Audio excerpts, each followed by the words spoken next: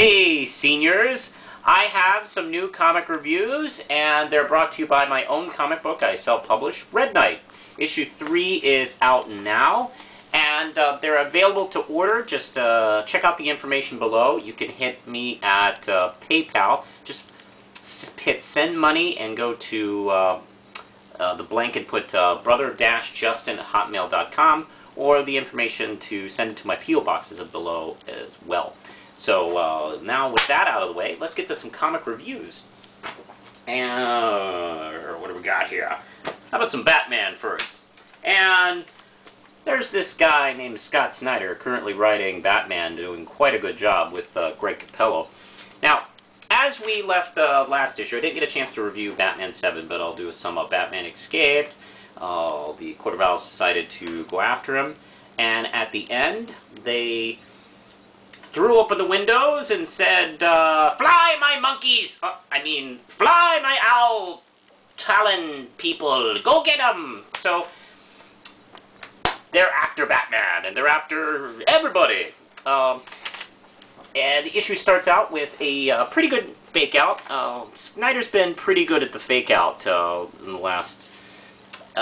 every few issues he does kind of neat opening that is a bit of a fake-out. He has either the cool action opening or the fake-out opening, and this was a fake-out opening, where you see Batman narrating about the city, and it's actually a big model that he has in Wayne Manor. I guess the model room. And Alfred comes, checks him out, see if he's okay, and oh hey, we don't have time for that because the fucking Talons are attacking. And it's sort of Die Hard in Wayne Manor, because they're attacking all over, and Alfred runs to the Batcave to secure, but uh-oh, there's a Talon kind of jumping in there. So we have this wonderful rooftop fight, and let's see. We got more fighting. It's very action-packed. But Bruce and Alfred finally get into a room deep into the Batcave, a panic room in probably the safest panic room of all. And let's see, the alert goes out that, well, lots of people are getting attacked. Let's see, is it in this one? Oh yeah. I don't know, this has kind of a false ending in a way. Like, we get this ending to be continued, and then we kind of continue right here, the next page over, where, I don't know, maybe they did this because they thought the pacing would be off or something like that. So we have sort of a backup story that's actually kind of the same story. But this goes to showing that Alfred has uncovered the list of all the people the Court of Owls are going to be killing. They're killing the city comptroller, chief deputy, Supreme Court Justice, public advocate, commissioner of cultural affairs, guy who cleans the toilets, the guy at the hot dog stand. You know, they're all dead. Fuck them. So Bruce calls all his compatriots. Let's see, there's the Birds of Prey, Batgirl, Nightwing, Robin, the Mask of the Red Death, Red Robin, all of them, you know, Batwing over in Africa. They went through time and called Jonah Hex in 1862 or wherever the fuck he is. You know, Spoiler and Black Bat. Oh, we can't call them. They're kind of somewhere. They're doing something important. But yeah, pretty exciting. Not bad. 5 round chips. Anyway, issue 3 of Batman Beyond Unlimited. We start Superman Unlimited, which I'm sure is great, but I didn't read it. And then we had Justice League Unlimited, which I'm sure is also fun, but I didn't read that either. And sandwiched in between those two is the reason I picked up the book, is Batman Beyond. And that is, of course, written by, let's see, Adam Beechin, and it's drawn by Noam Brayfogle, who is the only reason I buy this. And the second he's off this book, I will stop buying it. That's it. It's, unfortunately, the shortest part of the story. It's kind of sandwiched in between two things I didn't read. So it's mostly this crazy stuff of him trying to get the guy who's a mad bomber, and someone stole his dog, which was probably a bad idea in retrospect. Norm Brave is wonderful. Meanwhile, we have the subplot going on, which I imagine will be the big plot, of Dana's brother going crazy and joining the Jokers again. Sort of becoming their leader. Not bad. I'm going to give this 3 RAM chips. Only for the Batman Beyond part, which is the only reason I buy the book. Now, Avengers! Bring Birdman coffee. Avengers! This is Bendis and Walt Simonson. I didn't even know he was doing this issue until I picked it up.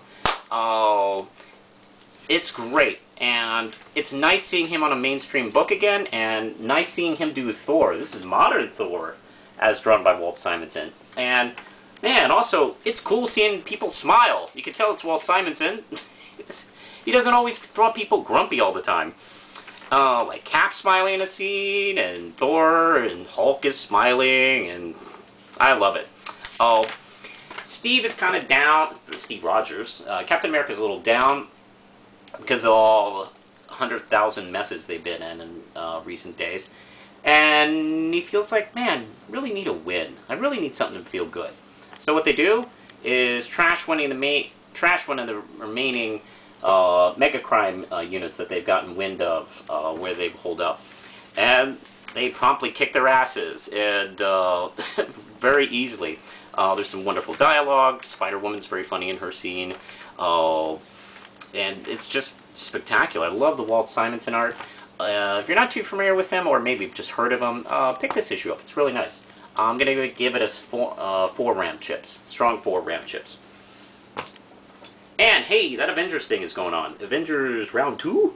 Now, be forewarned, there's also, there's a Versus series, which has, it's big, it says Versus, and then Avengers and X-Men, but it's not Avengers and X-Men, it's like, they're taking fights from this story and expanding them so you see the whole fight, almost like a video game thing, where it even says the winners at the end.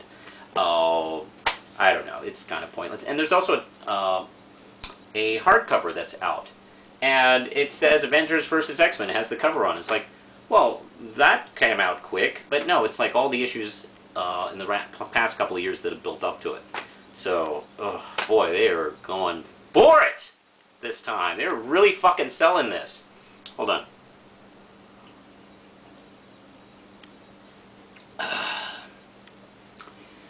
Arnold Palmer lemon tea is really good. I highly recommend it. That's good. This is a good comic. Now, I left off... Look at all these fucking characters. You think they'll do a movie with this many fucking characters? And this ain't even everybody that's in the story. The SHIELD helicarrier drops off the Avengers. By the way, they have their planes shoot out here, and we never see them again attacking, so I don't know where the fuck these guys go. But the action never lets up. John Romita Jr. is the artist here, and I think it's Jason Aaron who does part 2. They're doing something interesting with this miniseries. They're having people like take parts, and I imagine there's, I think, a couple more artists who are going to work on this series. I guess that's an interesting idea. I think what they're doing is probably just to kind of keep this story fresh, and also with more than one person behind the scenes, but not too many behind the scenes. That, you know, maybe, you know, it won't, you know, kind of peter off and be dull like some crossovers can be. Well, everybody fights everybody, and Hope is beginning to lose the hope that, you know, this is all kind of because of her. And Wolverine and Spider-Man try to take her, but she torches the shit out of him and escapes, leaving a bunch of superheroes just knocked on their asses. Meanwhile, the big bad Phoenix is heading towards Earth, being met by a big group of Avengers here. Pretty exciting. I'm not sure what's going to happen next, really. So I'm going to give this 5 RAM chips. I've been digging it so far. Now, speaking of crossovers, I'm going to review these two together. This is how you do a fucking crossover. This is issues 10 of The Punisher by Greg Rucka, and let's see, I think it's the same artist on, Chiquetto is doing the art on both books. That was actually a really good idea. And Mark Waid's doing the writing on Daredevil 11. Now, this is the Omega Effect, and it has a lot to do with that disk drive that Daredevil's had in his possession that everybody's trying to get. It's the thing that has all the secrets of all the big mega crime organizations in the Marvel Universe, like Hive and Hydra and blah, blah, blah. And Punisher is trying to get it, and of course he's not going to get it. Let's see, let's go to that one first. They're going to... Daredevil wants to destroy it publicly so everybody knows it's destroyed. He feels like he can't just simply destroy it because no one's going to believe it. It's like, oh yeah, I destroyed it, it's cool, don't worry about it. Like, oh, okay, I guess I'll trust you, Daredevil. No, he feels like he has to destroy publicly, so that's what's going on with his team up with Spider-Man and the Punisher's new pupil sidekick partner, Cole, who has a similar agenda that, it's interesting. I never thought I'd see this Punisher with a sidekick before. It's really interesting. It actually kind of makes me want to read the Punisher for the first time since Ennis worked on the book.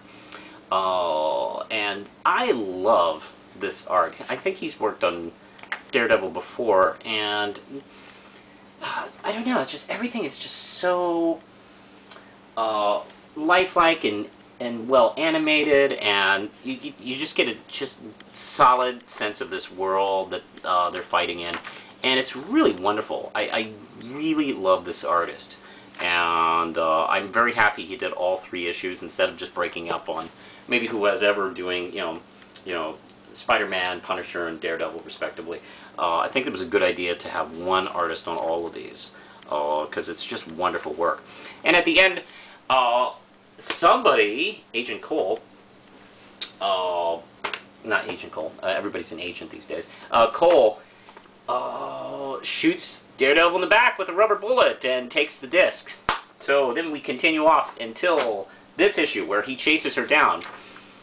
And